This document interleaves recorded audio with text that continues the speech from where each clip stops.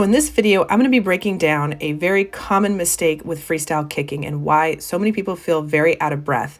And it's due to kicking improperly and way too much, and most importantly, being disconnected.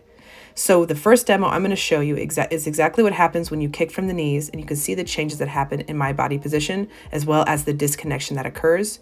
Secondly, I'm going to show you a freestyle demo where I actually correct that, and I kick more from the hips, so you can see that there is a main rotational kick, followed by a bonus training tip that will help you understand that rotational kick without worrying about isolating one kick per stroke. So keep watching.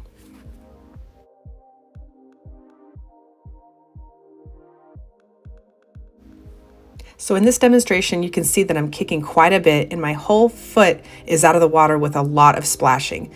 That's a quick indication to know that you are kicking way too much from the knees, which will then pull your hips down and of course make you feel more tired, because what you are activating is more of your quadriceps versus your hamstrings and your glutes, which tend to be more fatigue prone and burn up a lot of O2. You can see in this underwater demo how far that pushes my hips down, and you end up increasing your drag profile exponentially and you end up working harder. So this is what happens when you kick too much from the knees, and I see this a lot with cyclists and runners because the same action happens on land, but unfortunately in the water, it's a totally different. Here's the same demonstration just from a different perspective so you can see exactly what happens.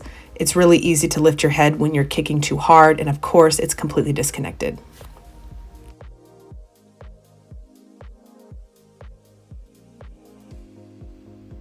So in this video, I'm demonstrating a rotational kick that is happening from my hips, not my knees. So you can see there's very little knee bend, and that happens as more of a passive movement versus an active movement.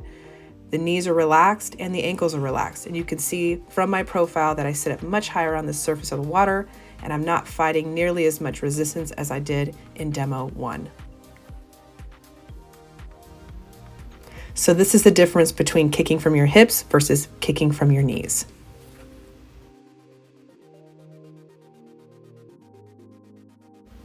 Okay, so for this bonus training tip, the best way to understand a rotational kick from the hips is to actually kick with a compact flutter kick, eliminating the knee bend. So think of kicking your foot down. That is the active movement that you want to focus on, not the heel lifting up. And this will help you prevent from kicking from your knees and more in line with kicking from your hips.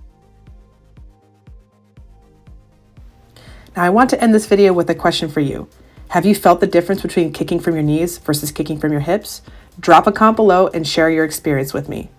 And of course, if you like this video, don't forget to give this video a thumbs up, share it with your friends, and click the links in the description below to help with your training.